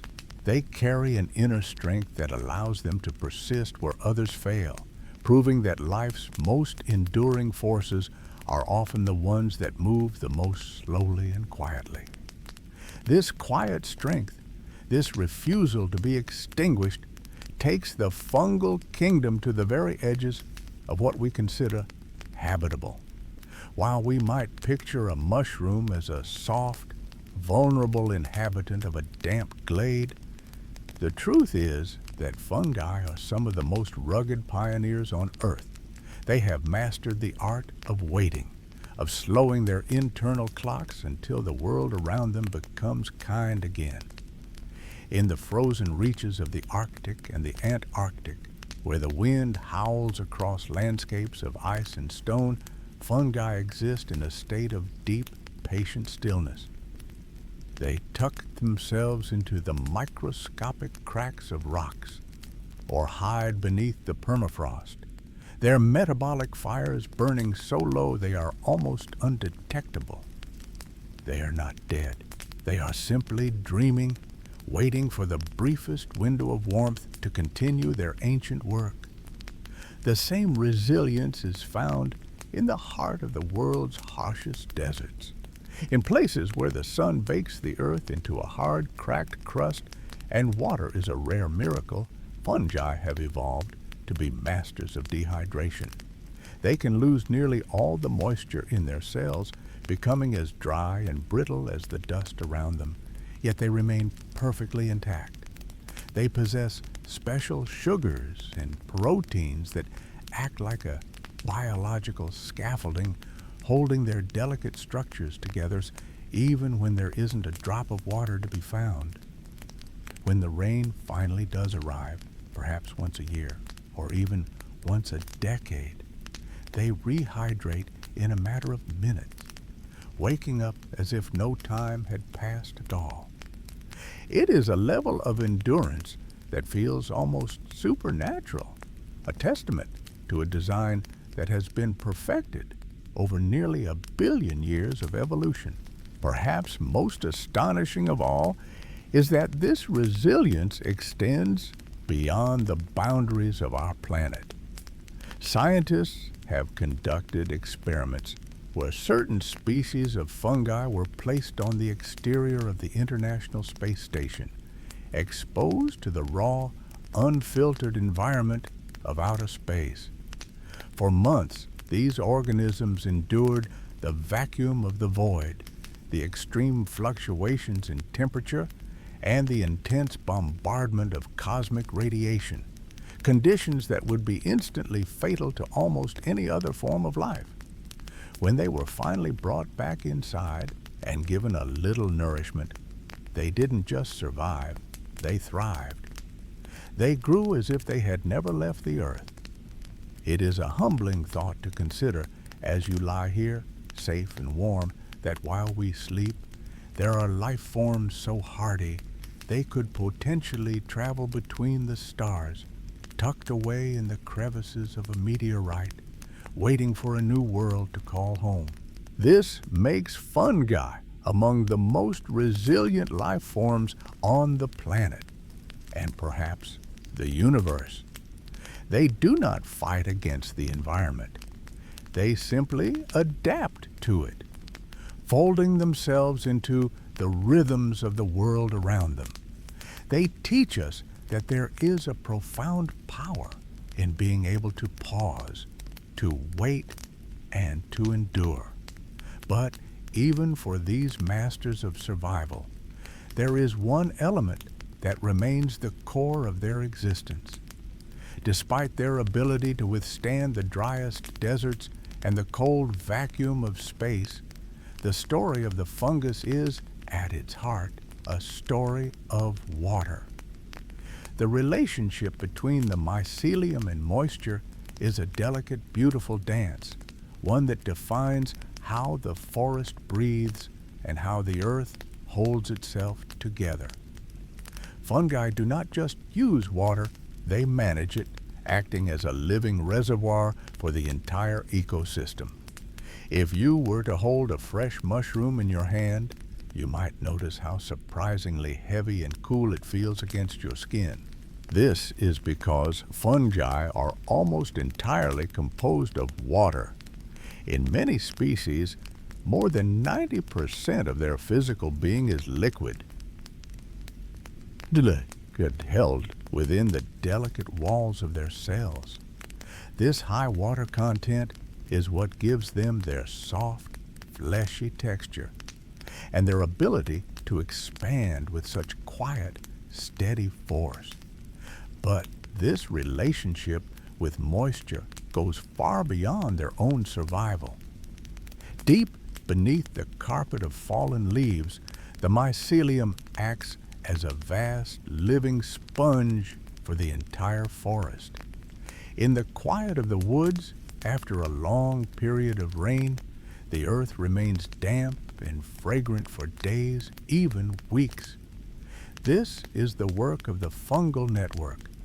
The mycelium absorbs and holds on to every drop it can reach, creating a hidden reservoir that keeps the forest hydrated during the dry spells that inevitably follow.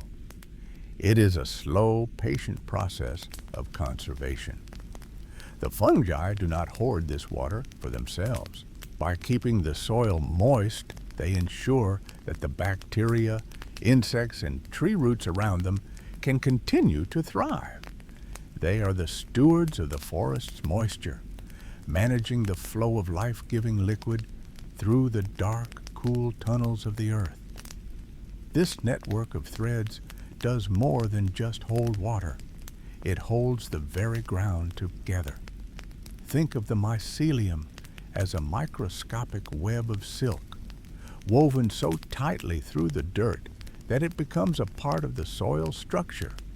These billions of tiny hyphae act as a natural binding agent, a biological glue that anchors the earth in place.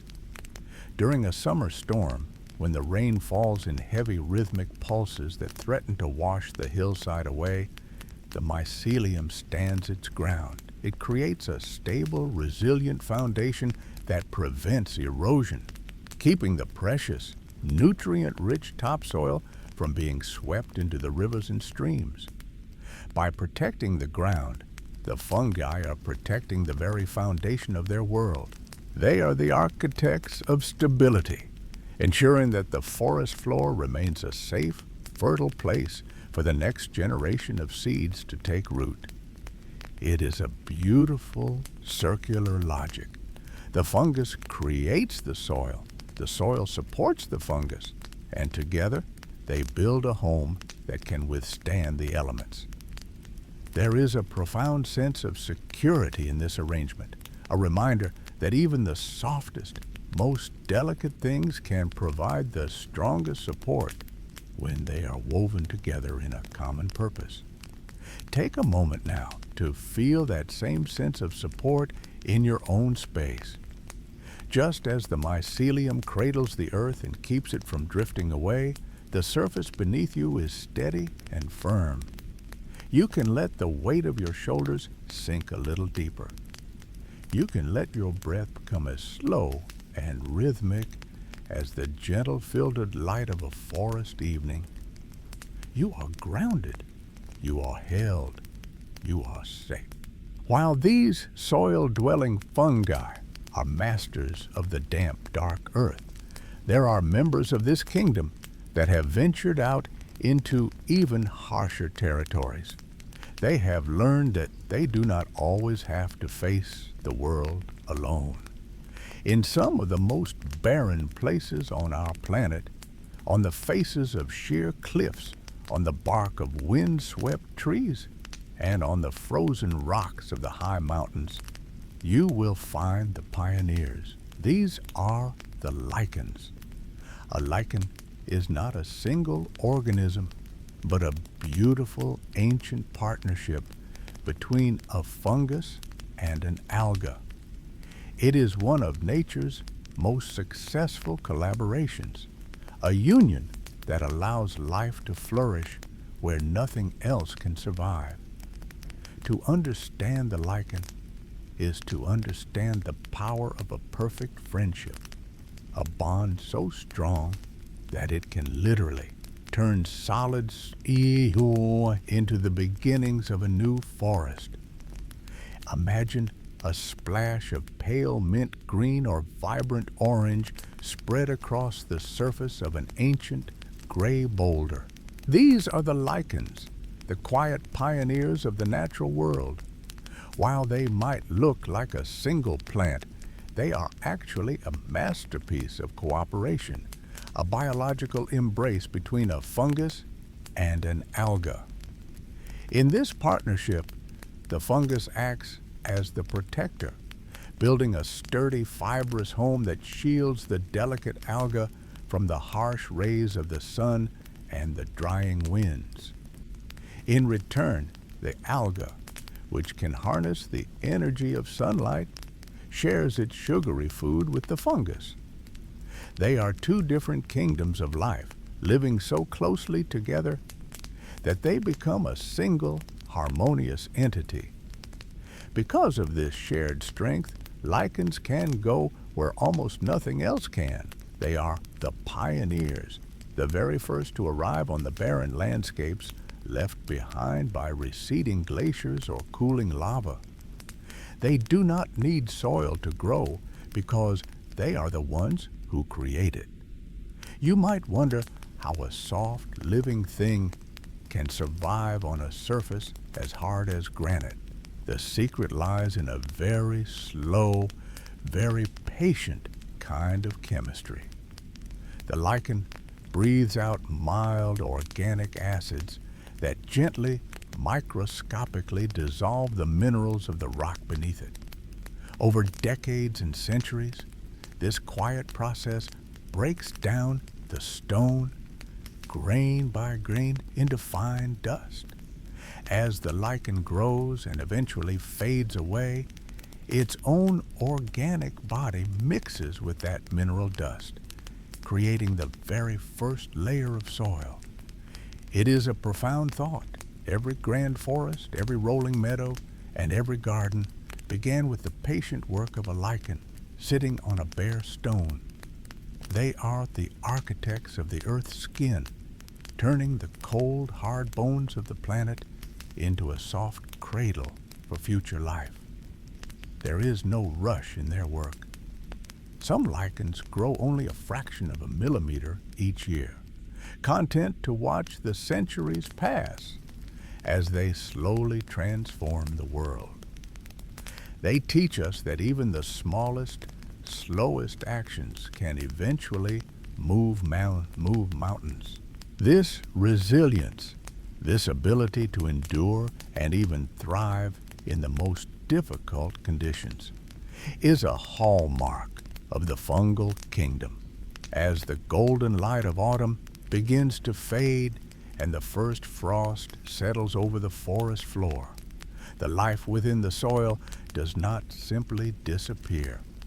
While the trees may drop their leaves and the animals find their burrows, the fungi have their own way of navigating the coming cold. As the air turns crisp and the ground prepares for the heavy blanket of snow, the quiet world beneath the surface enters a new hushed chapter of its existence, proving that life does not stop when the world turns white.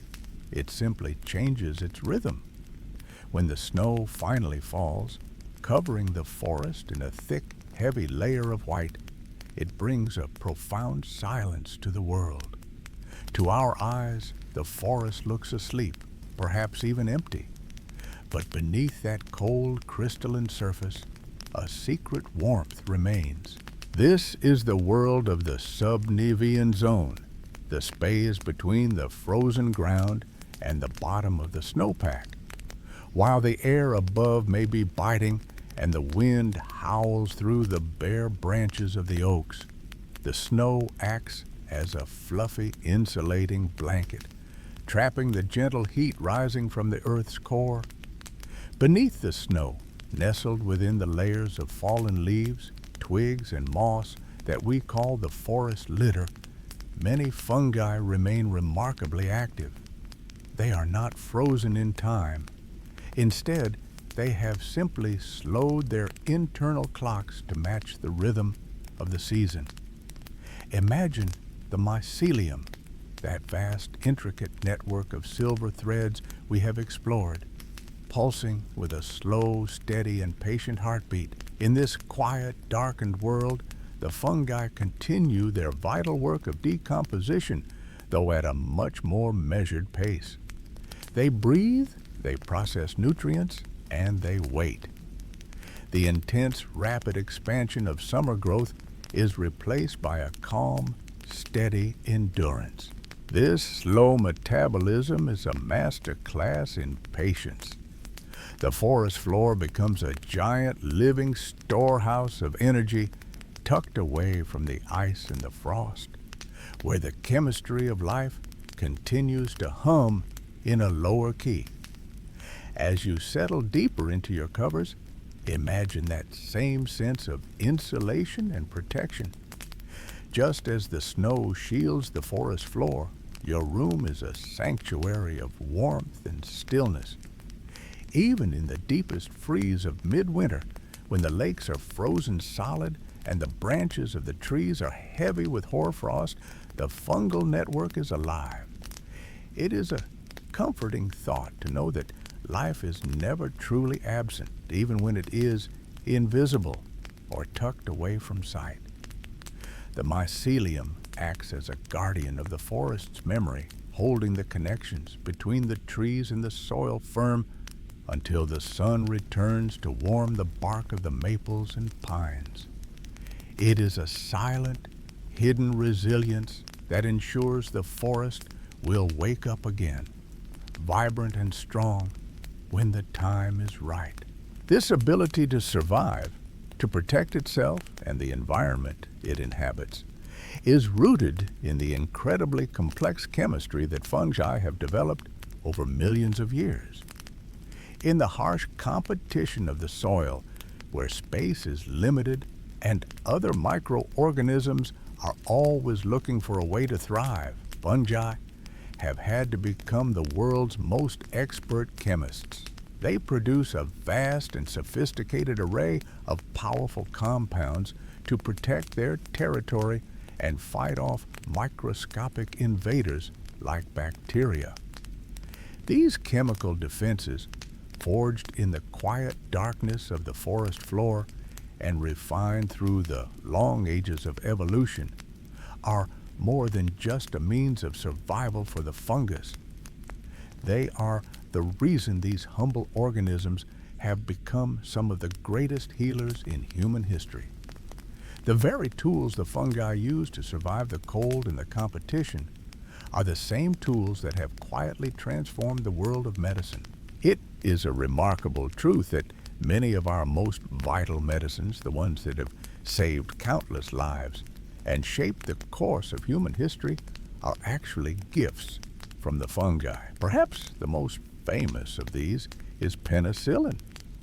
Imagine, for a moment, a small, unassuming patch of mold, similar to what you might find on a forgotten piece of fruit or a damp log in the woods.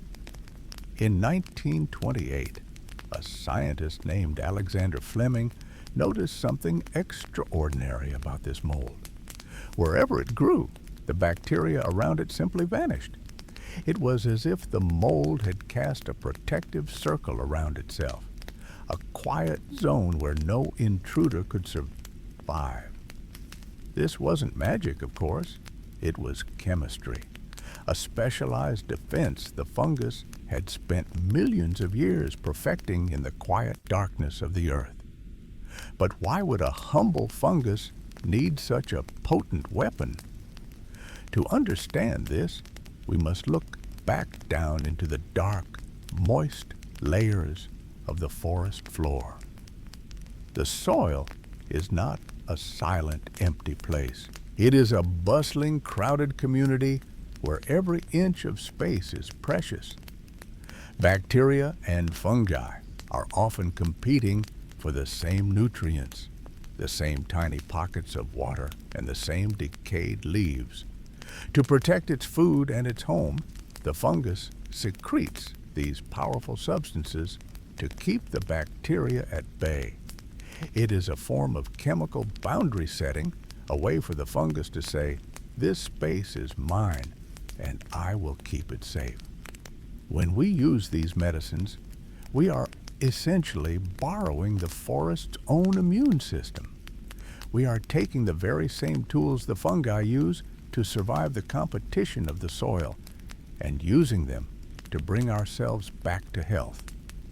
It is a profound and beautiful connection, the forest's ancient defense mechanisms becoming our own modern healing.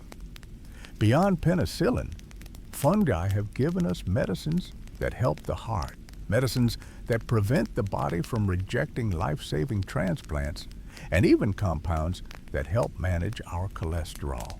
It is as if the fungal kingdom is a vast, living apothecary, holding the secrets to longevity and resilience within its microscopic threads. This isn't just a collection of random accidents. It is a testament to the incredible quiet intelligence of the network. These organisms are deeply aware of their surroundings. They sense the presence of others, they respond to threats with precision, and they adapt their chemistry to meet the challenges of their environment.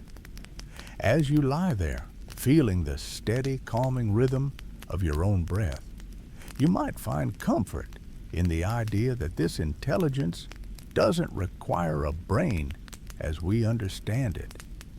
It is a different kind of knowing, a distributed ancient wisdom that exists in every branch of the mycelium. It is a slow, methodical way of interacting with the world, one that values balance and persistence over speed.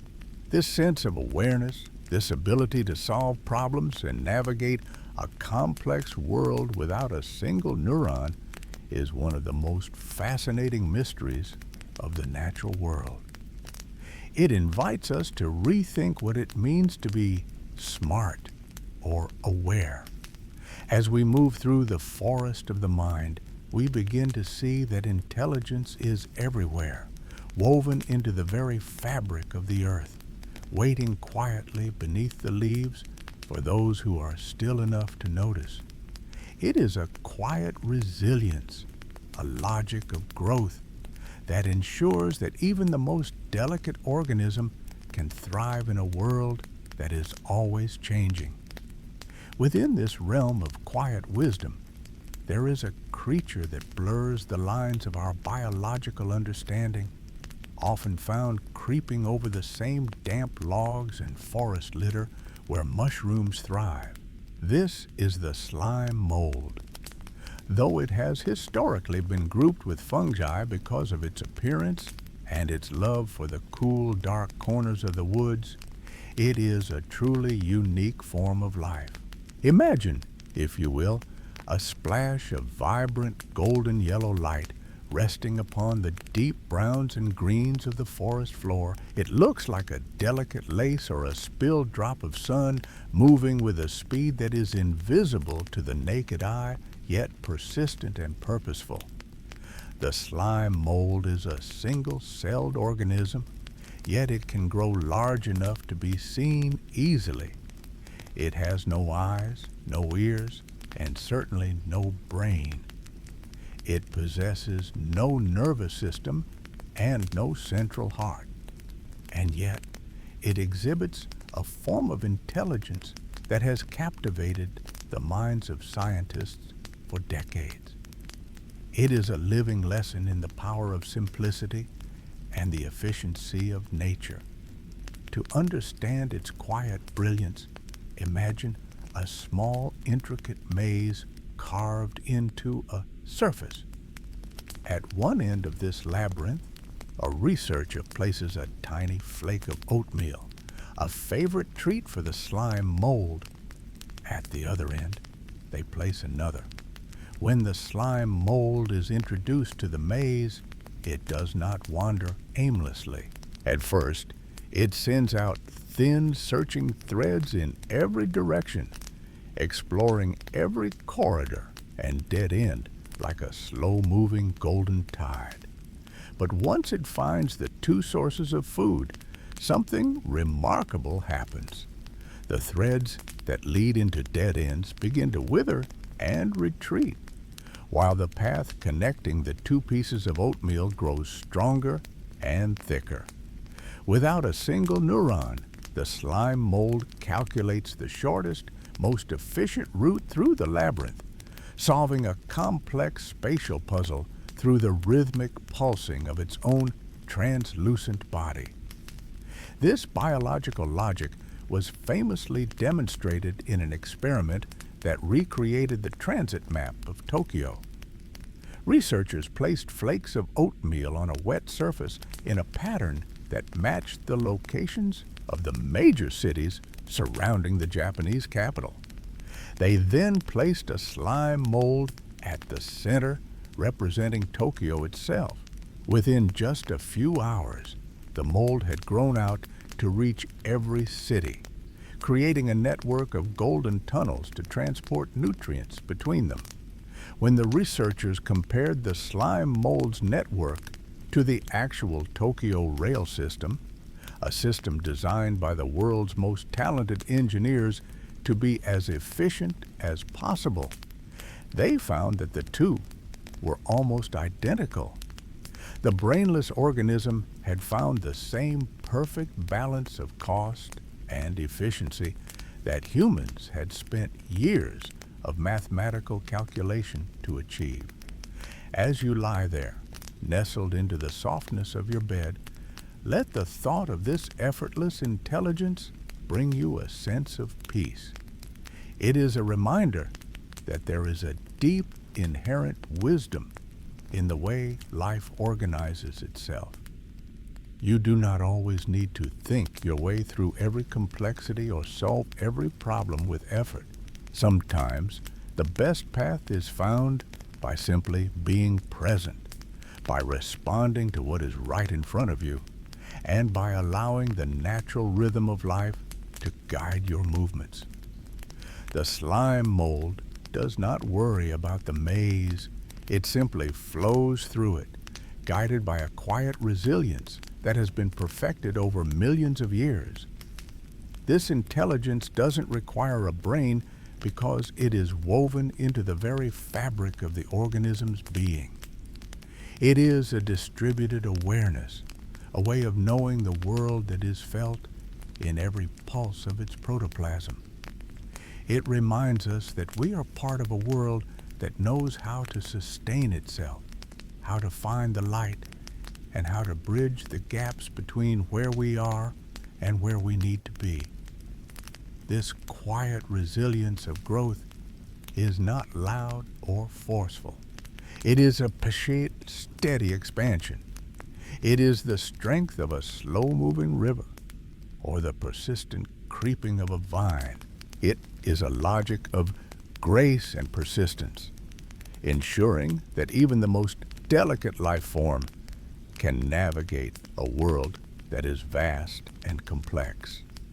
This same persistence, this same quiet force of life is what allows the fungal kingdom to perform feats of strength that seem almost impossible for something so soft and ethereal. This quiet force of life, this same persistent energy that we see in the slime mold's navigation, is what allows the fungal kingdom to perform feats of physical strength that seem almost impossible for something so soft and ethereal. We often think of strength as something hard, something like steel or stone or bone, but there's a different kind of strength found in the forest, one that does not rely on rigidity, but on the steady internal pressure of life itself. It is the strength of water and time. You may have seen this phenomenon yourself, perhaps on a walk through a suburban neighborhood or along a paved forest trail. You might notice a sudden jagged crack in the solid asphalt or a heavy slab of concrete that has been tilted upward as if by a tiny lever. Often, if you look closely into the center of that disruption, you will see the pale, rounded head of a mushroom emerging from the darkness. It is a startling sight to see something so tender, something you could easily crush between your thumb and forefinger, breaking through the heavy, bat-made crust of the earth. This is the power of turgor pressure, a biological hydraulic system of incredible efficiency. As the mushroom prepares to fruit, the mycelium below ground begins to pump water into the cells of the developing stalk and cap with relentless intensity. The internal pressure builds and builds until the fungal cells become as rigid and powerful as miniature hydraulic jacks. A single mushroom, only a few inches tall and weighing only a fraction of an ounce, can exert enough upward force to lift objects hundreds of times its own weight. It is a slow and silent engine of growth, pressing upward with a persistence that simply refuses to be contained. If a heavy stone or a layer of packed clay blocks its path, the mushroom does not stop. It simply continues to expand, cell by cell, drop by drop, until the obstacle gives way. As you lie there in the stillness of your room, let this image of quiet, steady power bring a sense of ease to your mind. Take a slow, deep breath, and as you exhale, feel your body sinking further into the softness of your bed. Reflection on the mushroom reminds us that strength does not always have to be loud, and it does not have to be hard. There is a profound capability in softness. Just as the mushroom uses the simple element of water to move the earth, you can find strength in your own stillness. You do not need to be rigid or tense to be resilient. In this moment, your only task is to be like the growing mycelium, patient, steady, and at peace. Allow the tension to drain from your hands and your feet, knowing that the most powerful forces in nature are often the ones that work in total silence. This persistence is a beautiful, universal law of the natural world. It is a reminder that no matter how solid the path may seem or how heavy the weight above may feel, life possesses an inherent wisdom that finds a way to reach the light. The mushroom does not strain or struggle in the way we might imagine. It simply fulfills its nature, expanding with a gentle but unstoppable grace until it stands tall above the soil. This persistence always finds a way, proving that even the most delicate forms of life are capable of moving mountains, one microscopic cell at a time. But the influence of the fungus does not end at the surface of the ground, nor does it stop once the mushroom has cleared the path for its spores. Once the fungus has reached the open air, its journey continues upward, far beyond the reach of the forest floor. The relationship between the fungi and the world around them extends into the very atmosphere we breathe, reaching up toward the clouds that drift high above the ancient trees.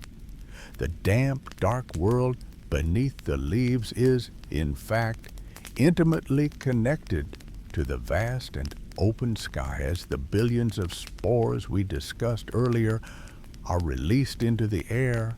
They do not all simply settle on the mossy ground nearby. Many of these microscopic travelers are so light and so incredibly buoyant that the slightest updraft of warm forest air catches them, lifting them through the layers of the canopy and high into the open sky. They drift upward, dancing on invisible currents until they reach the high, cool altitudes where the clouds begin to form. It is here, in the vast expanse of the atmosphere, that the fungus performs one of its most ethereal and vital roles. In the quiet heights of the sky, these tiny fungal particles become what scientists call ice nuclei, or more simply, the seeds of the rain. You see, for water vapor to transform into a liquid raindrop or a crystalline snowflake, it often needs a solid surface to cling to, a microscopic anchor around which it can gather. While dust, salt from the ocean, and even soot can serve this purpose, fungal spores are particularly gifted at attracting moisture. As they float through the humid air of the upper atmosphere, water molecules begin to huddle around each spore layer by layer until a heavy droplet forms. When you hear the soft pitter-patter of rain against your window or the gentle rustle of leaves as a drizzle begins to fall, you are witnessing a profound biological cycle. The forest floor, through the humble mushroom, is reaching out to the heavens, helping to create the very rain that it needs to survive. It is a beautiful closed loop of nurturing. The earth feeds the sky with spores, and the sky responds by sending life-giving water back down to the roots and the mycelium. This means that the weather is not just something that happens to the forest, it is something the forest actively participates in. The mushrooms are, in a very real sense, the architects of the mist and the storm. Imagine those tiny spores now, cradled in the center of cool, clear raindrops, falling slowly and steadily back toward the earth. They descend through the cool air, washing the atmosphere clean as they go. This relationship between the fungi and the air is a reminder of how deeply every part of our planet is woven together. Nothing exists in isolation. The dark, damp soil is intimately connected to the bright, drifting clouds, linked by a bridge of invisible life. As you feel the weight of your blankets and the stillness of the room, consider how the fungi are not only creators of rain, but also the great healers of the land. Just as they can influence the atmosphere miles above them, they possess an incredible, almost miraculous ability to transform the environment directly around them. Their work does not stop at recycling leaves or calling down the rain. They are also the planet's most sophisticated cleaning crew, capable of undoing damage and restoring balance to places that seem beyond repair. This quiet restorative power is known as mycoremediation, a process where the wisdom of the mycelium is used to mend the world. This hidden resilience shows us that even in the face of great challenges, nature has a way of finding a path back to health and purity. In the quiet corners of our world, scientists have discovered something truly remarkable. Certain species of fungi have developed the ability to actually consume plastic. Think of the deep, oxygen-starved layers of a landfill, where human waste might remain unchanged for decades. In that darkness, the mycelium is at work. It reaches out with its delicate lace-like threads, secreting powerful enzymes that can break down the long, stubborn molecular chains of polyurethane. It slowly turns a man-made material back into the basic building blocks of life, reclaiming the earth inch by inch. This same restorative power extends to our waters and our shores. When oil spills darken the sea, fungi can be introduced to the contaminated soil.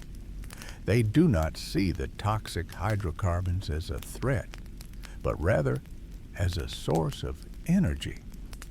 The mycelium dismantle the chemical structure of the oil, digesting it until what was once a heavy, suffocating poison is transformed into the harmless tissue of a mushroom.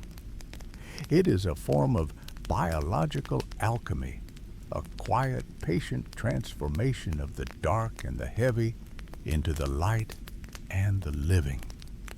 Perhaps most astonishing of all is the life found in the most silent, forbidden places on our planet. Within the abandoned ruins of the Chernobyl nuclear power plant, where radiation levels are far too high for most living things to endure, a dark-colored fungus has been found thriving on the very walls of the reactors. These radiotrophic fungi use a pigment called melanin, the same pigment that protects our own skin from the sun, to capture radiation and convert it into chemical energy for growth. They do not just survive the radiation, they feed upon it. In the heart of a disaster, they are the ultimate pioneers, turning a landscape of desolation into a garden of quiet, dark resilience. It is easy to see why fungi are often called the planet's natural cleaning crew. They are the guardians of the Earth's health, stepping in with their invisible toolkits where the balance has been broken. They remind us that no matter how deep the scar on the land, there is a slow, patient process of healing already underway beneath the surface. They are the silent workers, the menders of the broken, the ones who ensure that the cycle of life never truly stops. Because of this incredible power, this ability to transform death into life and poison into food, humans have looked upon mushrooms with a sense of wonder and mystery for thousands of years. We have woven them into our stories, our myths, and our traditions, seeing them as symbols of both the magical and the medicinal. As you rest here, feeling the safety of your surroundings, let your mind drift from the scientific marvels of the laboratory and the landfill to the ancient mist-covered meadows of our ancestors. In those quiet fields, the sudden appearance of a mushroom was rarely seen as just a biological event. It was often viewed as a sign, a doorway, or a message from a world hidden just out of sight. These cultural memories remind us that we have always known deep down that the fungus is a bridge between the seen and the unseen. In the quiet, open spaces of a meadow or the mossy clearings of a forest, you might occasionally find a sight that feels as though it belongs in a storybook. A perfect circle of mushrooms standing like tiny sentinels in the grass. For generations, these formations have been called fairy rings or elf circles. Legend told of spirits dancing in the moonlight, their rhythmic footsteps leaving a permanent mark upon the earth. It was said that to step inside the ring was to enter another realm, a place where time moved differently, and the veil between worlds was thin. While we now understand the biology behind these circles, the reality of how they form is no less wondrous than the folklore that surrounds them. A fairy ring is, in essence, a living record of a journey. It begins with a single, invisible store landing in a patch of fertile ground. From that central point, the mycelium starts to grow, reaching out through the soil in search of sustenance. Because the environment is often uniform, the fungal threads grow outward at an equal pace in every direction, like a slow-motion ripple moving across the surface of a still pond. As the mycelium moves, it secretes enzymes that break down organic matter, turning the Earth's riches into the energy it needs to expand. The reason we see a ring rather than a solid carpet of mushrooms lies in the fungus's quiet efficiency. As the mycelium moves outward, it eventually exhausts the nutrients in the center of the circle. The older parts of the network in the middle begin to fade and go dormant, having finished their work. But at the leading edge, the very perimeter of the circle, the fungus is young, vigorous, and well-fed. When the conditions are just right, perhaps after a gentle autumn rain, the fungus sends up its fruiting bodies.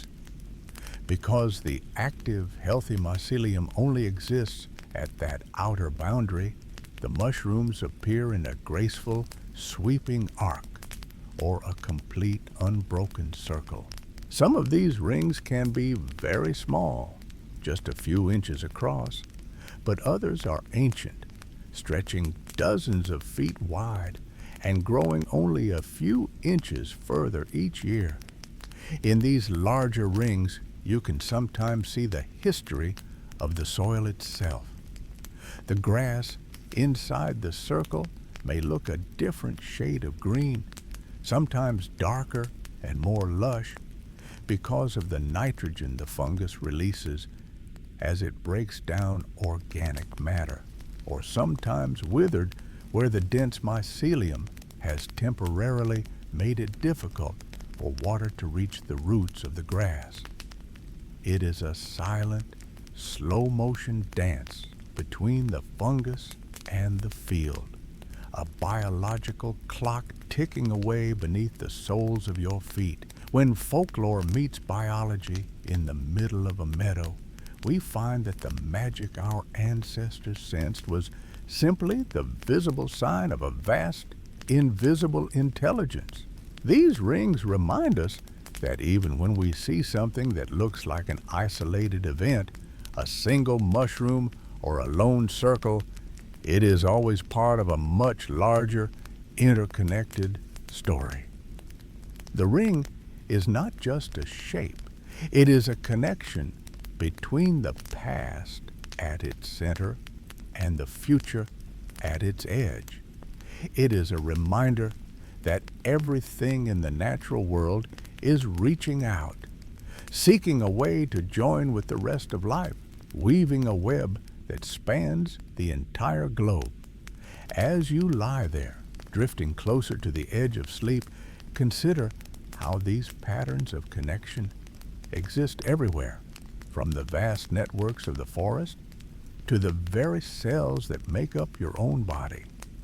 We are not as separate from this hidden world as we might think.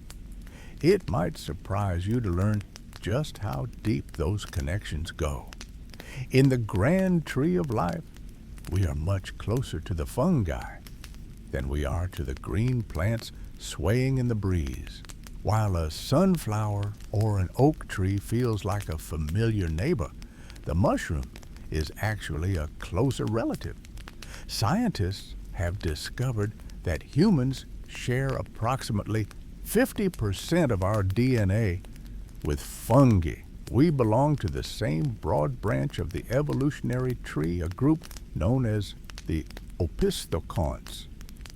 This shared heritage means that on a fundamental molecular level, the way our cells function is remarkably similar to the way a fungal thread grows through the dark, damp soil.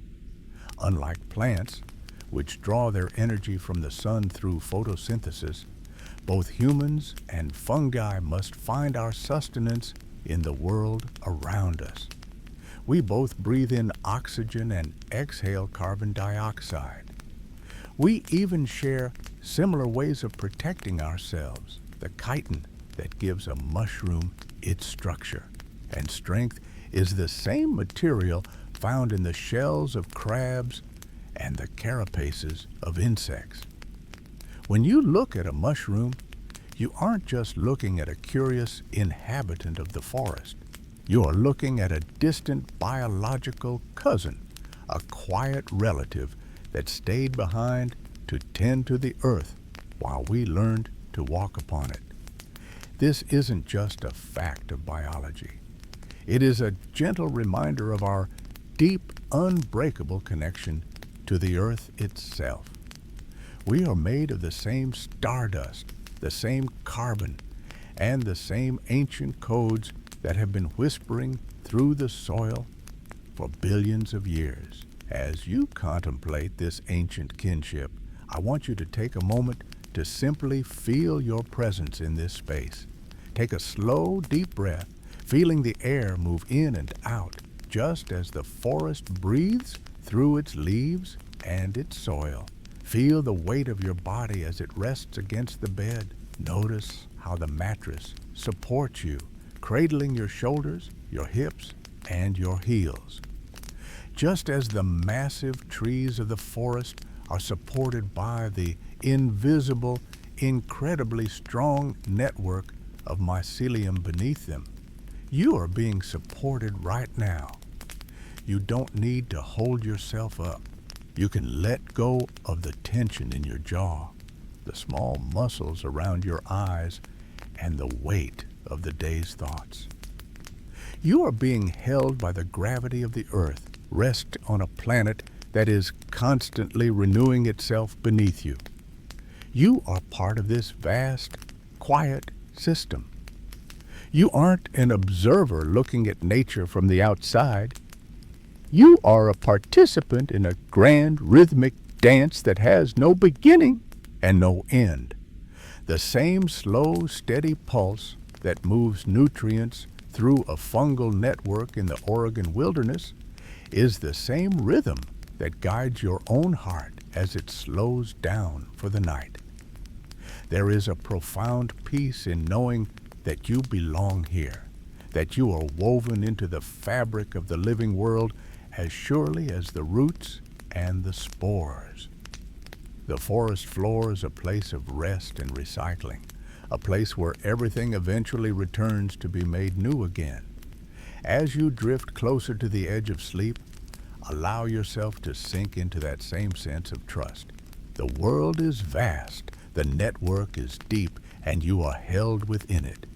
The boundaries between you and the quiet world outside are softening, like the edges of a shadow at twilight. You are safe, you are connected, and you are exactly where you needed to be.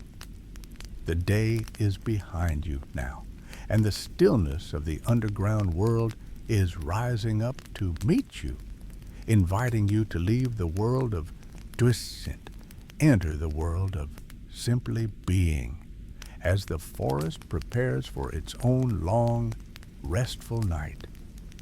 The hidden world beneath the leaves remains there even now as the light fades completely and the forest enters its deepest rest. It is a kingdom of patience and persistence, a world that doesn't need the sun to find its way or the wind to speak its name.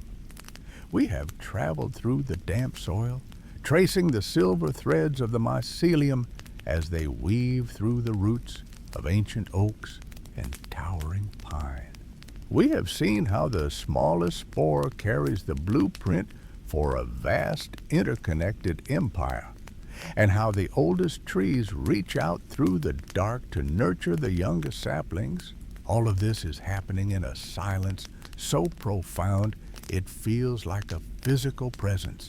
It is the silence of growth, the silence of decomposition, and the silence of a planet that knows exactly how to take care of itself.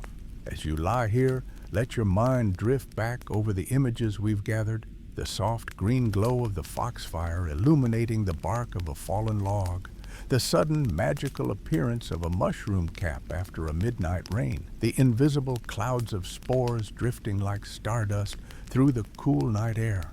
These aren't just curiosities of nature, they are the pulse of the earth. The forest is not a collection of separate trees, but a single, cooperative organism, held together by a web of life that is as delicate as lace and as strong as iron. And you are a part of that pulse. Your breath is the same breath that moves through the canopy. Your rest is the same rest that settles into the loam. The forest is sleeping now. The birds have tucked their heads beneath their wings, and the deer have found their beds in the tall grass. Beneath them, the network is humming quietly, a low-frequency vibration of life that never truly stops, but simply slows to a rhythmic, meditative crawl. There is no urgency here. There is no clock to watch, no task to finish, no destination to reach. There is only the steady, reliable movement of nutrients and signals through the soil, a constant conversation that requires no words. You can hear that same quiet hum within yourself if you listen closely enough. It is the sound of your body healing, of your mind settling, and of your spirit finding its way back to the center. You are safe. You are tucked away from the noise and the light of the waking world, protected by the stillness of the night. The weight of your blankets is like the layers of fallen leaves that insulate the earth, keeping the warmth in and the cold out. Just as the fungi transform the old into the new, let this sleep transform your fatigue into strength and your worries into peace. The world outside will wait for you. The trees will continue their slow growth. The mycelium will continue its quiet reach, and the earth will continue its steady rotation, all without you having to do a single thing. Sink deeper now. Let the edges of your thoughts blur and soften like ink dropping into clear water. Feel the heavy, pleasant pull of sleep as it moves from your toes to your ankles, up through your legs and into your core. Your heart is beating in time with the ancient rhythms of the forest floor, slow, steady, and sure there is nothing left to learn tonight, nothing left to remember. There is only the cool, dark comfort of the shadows and the promise of a rest that goes deep into the marrow of your bones. The network is holding you. The earth is beneath you. The forest is dreaming. And now, it is time for you to dream too.